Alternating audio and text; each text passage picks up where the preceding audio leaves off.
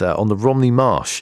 We're currently midway through almost of Jam on the Marsh. It began last week and it pushes forward all the way through this week. We've got Ed Armitage, one of the organisers here. How's the first couple of days of Jam on the Marsh been going? Because churches very much are at the centre of the venues that you're holding there. Yeah, very much so. And I'm happy to report that the churches have been pretty full as well. So, yeah, it's all gone well. We've had 3 main evening concerts so far, and they've all been spectacular. Last night's one with the London Mozart Players was absolutely incredible. A big miss for anyone who didn't get to it.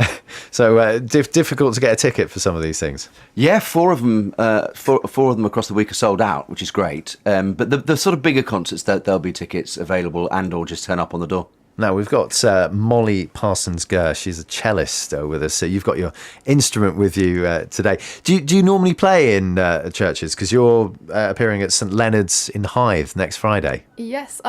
Generally, the venues I play in are churches, just because they always have a fantastic acoustic and normally a great following of people going to their concerts. And there are plenty of them. So it's always a great venue to do. And literally a fantastic sound that you can get from your cello. What will you be playing there this Friday? This Friday, I'm playing with my boyfriend, who's a pianist, which is lovely. That'll be Adrian Oldfield. Oldland. Yeah? Oldland. And we will start with Vaughan Williams' 6 Studies in English Folk Song. And then Adrian will play Rachmaninoff Corelli Variations. And then I will play Casado Solo Suite for cello. Then together we will do the Poulenc cello sonata.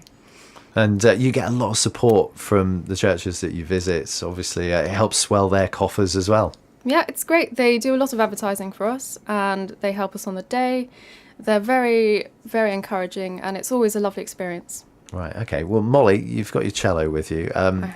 Is this a particularly standard size one that we've got in the studio? Just describe it to our listeners. This cello is 1880, Berlin 1880. So you've got, what, a 130-year-old cello here? I have, and it's very strong. Wow. You wouldn't think so, but it's very strong. And it's actually a particularly slender cello because I have very small hands, and it's perfect for me. Do you know anything about the previous owners? I don't. I wish I did.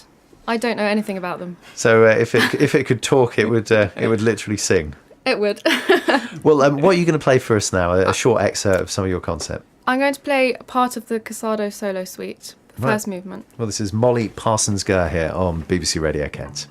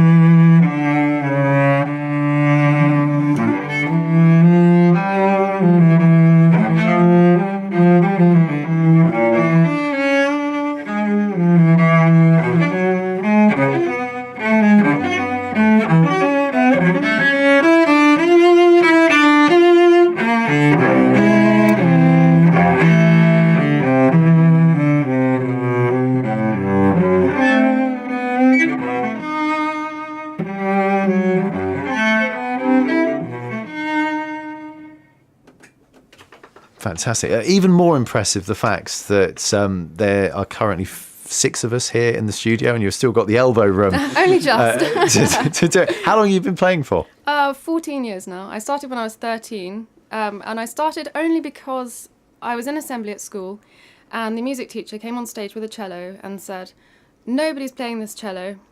It's such a shame. Have some free lessons." So I put my hand up and I took it. and I'm so pleased I did. And here you are now, a touring musician, top of your game with the cello. Absolutely. Well, how do you feel when you walk out in front of an audience who you know are paying money to see you? Very happy. I don't tend to get very nervous. I think because I've done enough recitals to be happy with how it all goes. And I'm not nervous as well because I sort of do it more to show the audience about the music, not about myself. So I think that helps me. Well, I've just tweeted out a picture of you in our cramped confines of the only functioning studio at the moment at BBC Radio Kent in Tunbridge Wells. And yeah, very good. You can imagine what that would sound like in the church at St Leonard's in Hythe, Friday night, 7:30. Ed, what other highlights have we got coming up? Because we've now got the full week run of Jam on the Marsh. Yeah, I mean, one of the things that I'd like to just highlight actually is that to date we've got a series of free events for children at the Romney Marsh Visitor Centre. So this is very much a time for kids to be able to turn up, and we've got loads of different events, including, funnily enough, it's with Molly saying about picking up the cello, we've got what's called a come and play session, which my son Patrick, who's 10, he invented it, and it's literally an opportunity for kids to turn up with an instrument, dump the music down in front of, in fact, Michael Bortry, who conducted last night's concert. He's going to accompany them. And it's very much people sitting around having a cup of coffee and the kids maybe even getting their first chance to perform. And I think that's just a great thing in a very sort of threatening environment, i.e. it's not a formal concert or anything like that. It's just in a cafe and people just having a go. And I think that's really important, you know. The community aspect of Jam on the Marsh is sometimes forgotten. You know, it feels that some people think we just parachute in for 2 weeks and disappear. But actually, we've got a 3-year singing project going on with primary schools, and so we're very much part of the community. So anyone who wants to turn up with their kids today, Romney Marsh Visitor Centre is the place from about 10 o'clock. Yeah, and you're always very keen to stress that about half of the programme is sourced from the marsh itself anyway. Yeah, locally. Absolutely. We've got a lot of local people, and you know, the maximum price tickets for anything in the festival is 15 quid, and a lot of it's free. So hopefully it's very accessible to anyone. Well, thank you very much. Ed Armitage joining us there. Also, Molly Parsons-Gurr on the cello. You can see her with her boyfriend, Adrian Oldland, St Leonard's Church, Hythe on Friday, this coming Friday, 7:30.